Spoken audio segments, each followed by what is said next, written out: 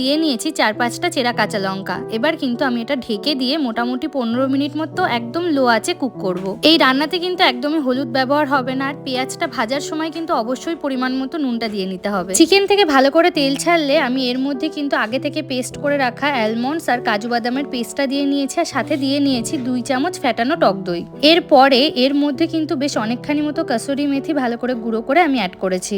লো আছে এটা এবার ভালোভাবে কষতে থাকবে। পাশাপাশি অন্য একটা ফ্রাইং প্যানে আমি একটু তেল গরম করে ভেজে নিচ্ছি green capsicum, red bell pepper, পেঁয়াজ আর টমেটোর বীজগুলো কিন্তু আমি এখানে আগে থেকেই ছাড়িয়ে নিয়েছিলাম। চিকেনটা কষানোর একদম শেষ পর্যায়ে আমি কিন্তু ওখানে একটু জল অ্যাড করেছিলাম। এই রান্নাটা যেহেতু কষা কষা হয় তাই জন্য খুব বেশি পরিমাণে জল এখানে দিতে হবে না। আর সব শেষে এই ক্যাপসিকামের ভাজাগুলো কিন্তু আমি চিকেনের মধ্যে অ্যাড করে নিয়েছি। আর এবার গ্যাসটা বন্ধ করে কিন্তু কড়াইটা আমি ঢাকা দিয়ে দেবো।